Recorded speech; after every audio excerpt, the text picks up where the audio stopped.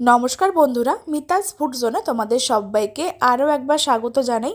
শীতের সন্ধ্যায় আমাদের অনেকের অনেক সময় মুখরোচক কিছু খেতে ইচ্ছা করে, কিন্তু অনেক সময় আমাদের বানাতে ইচ্ছা করে না, বিশেষ একটা ঝামেলার জন্য। তো আজকে আমি তোমাদের সাথে ঠিক সেই কারণে কম ঝামেলায় একটা সহজ মুখরোচক রেসিপি শেয়ার করতে চলেছি। আশা করি আমার আজকের রেসিপি তোমাদের কাছে ভীষণই ভালো লাগবে। তো চলো দেখে নেওয়া যাক আজকের এই রেসিপিটা। তো রেসিপিটা শুরু করার জন্য আমি এখানে নিয়েছিলাম এরকম বড় সাইজের কয়েকটা লঙ্কা। আর এই লঙ্কাগুলো কিন্তু অনেকটা ক্যাপসিকামের মতন খেতে হয়, বিশেষ একটা ঝাল হয় না। তোমরা বাজারে এরকম লঙ্কাগুলো খুব সহজে পেয়ে যাবে। তো লঙ্কাগুলোকে আমি ভালো করে ধুয়ে নিয়েছিলাম। আর দেখো, আমি এরকম মিডিয়াম সাইজের বেশ কয়েকটা লঙ্কা নিয়ে নিয়েছি। এখন এই লঙ্কাগুলোকে মাঝখান থেকে প্রথমে চিড়ে নিতে হবে। একটা ধারালো ছুরির সাহায্যে মাঝখানটা চিড়ে নিচ্ছি। তারপর এর ভেতরে বীজটাকে বার করে নেব। এগুলো কিন্তু অনেকটা ক্যাপসিকামের মতন খেতে হয় আর ক্যাপসিকামের মতন ফ্লেভার আসে। তোমরা বীজ সহ রেসিপিটা করতে পারো, তবে আমি এখানে বীজটাকে ছাড়িয়ে নিচ্ছি, এতে করে ঝালটা একটু হলেও কম লাগবে। ঠিক এইভাবে ভেতরে সাদা অংশটা সহ বীজটাকে বার করে নেব। আর দেখো, খুব সহজে চামচের পিছন দিকটা দিয়ে বীজটা কিন্তু বেরিয়ে যাচ্ছে। আর পুরো পরিষ্কার করে নিয়েছি এভাবে লঙ্কাটাকে। সমস্ত লঙ্কাগুলোকে আমরা একই রকমভাবে বীজটাকে ছাড়িয়ে নিচ্ছি। আর এরকম লঙ্কাগুলো শুধুমাত্র মাঝখানটা চিড়ে একটু নুন দিয়ে ভেজে খাবে, খেতে কিন্তু দারুণ হয়। রুটি অথবা ভাতের সাথে খেতে কিন্তু ভীষণ টেস্ট লাগে। তো দেখো, আমি একই রকম করে সমস্ত লঙ্কার ভেতর থেকে বীজটাকে বার করে নিয়েছিলাম। এখন গ্যাসের ওপর একটা প্যান বসিয়ে দিয়েছি। প্যানটাকে প্রথমে ভালো করে গরম করে নিয়ে তারপর দিয়ে দিচ্ছি পরিমাণ মতন সাদা তেল। আমি এখানে 2 থেকে 3 টেবিল চামচ সাদা তেল ব্যবহার করেছিলাম। এখানে কিন্তু তেলটা খুব একটা বেশি লাগবে না। তেলটাকে ভালো মতন গরম করে নিয়ে তারপর এর মধ্যে অ্যাড করছি আদা রসুন বাটা। আমি এখানে 3-4 কোয়া রসুন আর সামান্য একটু আদা গ্রেট করে নিয়েছি। তোমরা এখানে বেটেও ইউজ করতে পারো।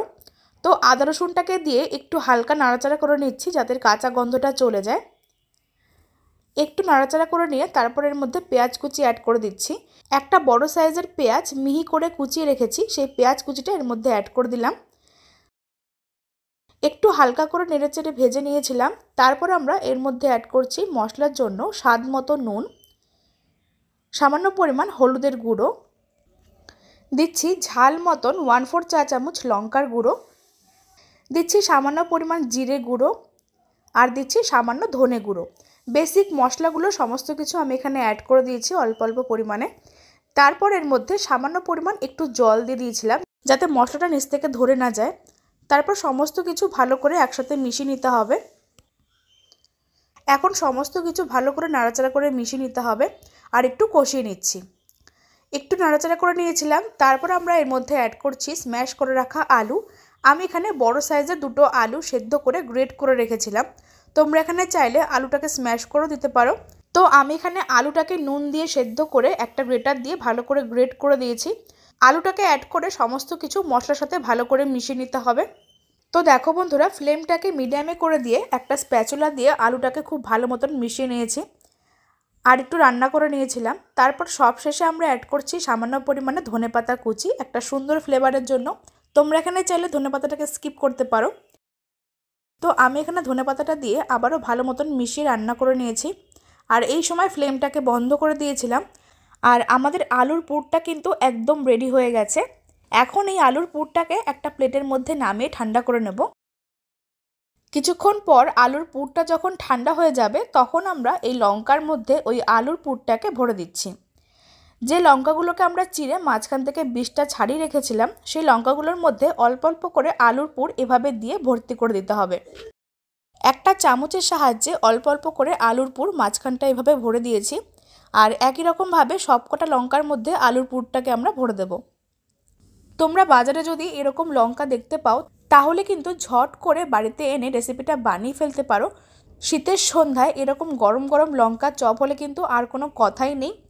তো দেখো, আমি একই রকমভাবে সবগুলো লঙ্কার মধ্যে আলুর পুরটাকে ভরে দিয়েছি। এখন এই চপগুলো রেডি করে নেওয়ার জন্য একটা বেসনের ব্যাটার বানিয়ে নিচ্ছি।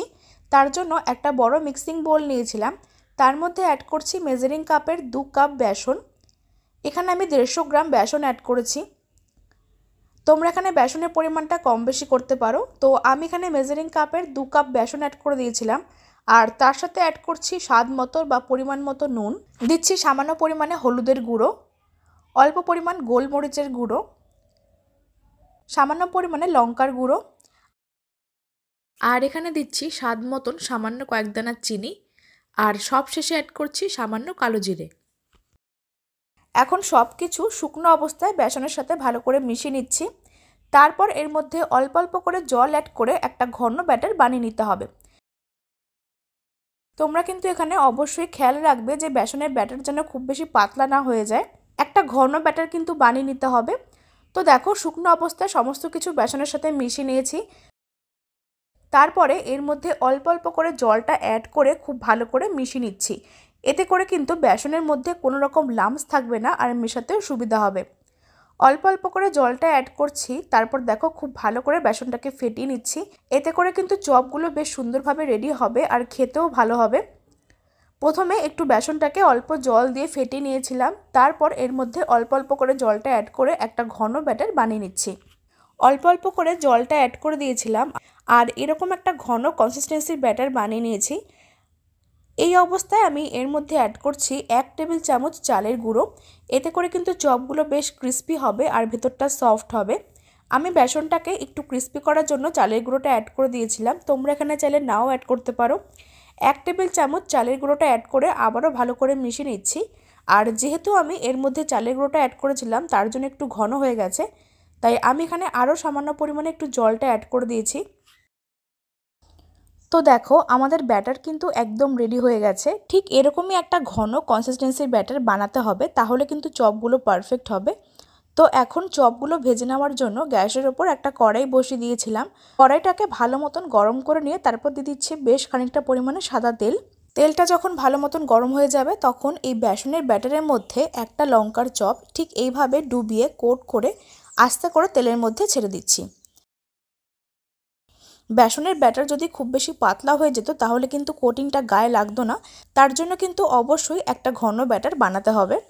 তো দেখো আমি এখানে একই রকম করে 3টে লঙ্কার চপ বেসনের মধ্যে ডুবিয়ে কোট করে তেলের মধ্যে ছেড়ে দিয়েছি। এখন ফ্লেমটাকে মিডিয়ামে করে দিয়ে চপগুলোকে উল্টে পাল্টে লাল লাল করে ভেজে নেব। ফ্লেমটা কিন্তু এই সময় হাইতে রাখবে না, তাহলে কিন্তু ওপরটা তাড়াতাড়ি কালার চলে আসবে আর ভেতর থেকে প্রপারভাবে হবে না।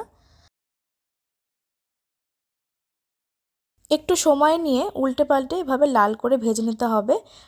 তো সন্ধেবেলা এরকম গরম গরম চপ ভেজে নিয়ে চা কফির সাথে অথবা মুড়ি দিয়ে সার্ভ করতে পারো, খেতে কিন্তু ভীষণ মুখরোচক হয়।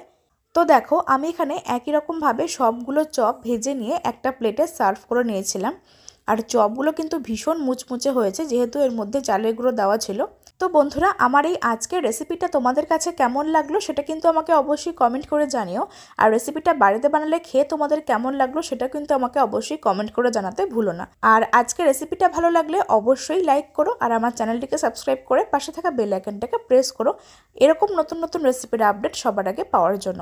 তো চলো আজকের রেসিপিটা আমি এখানে শেষ করছি। সকলে খুব ভালো থেকো, ধন্যবাদ।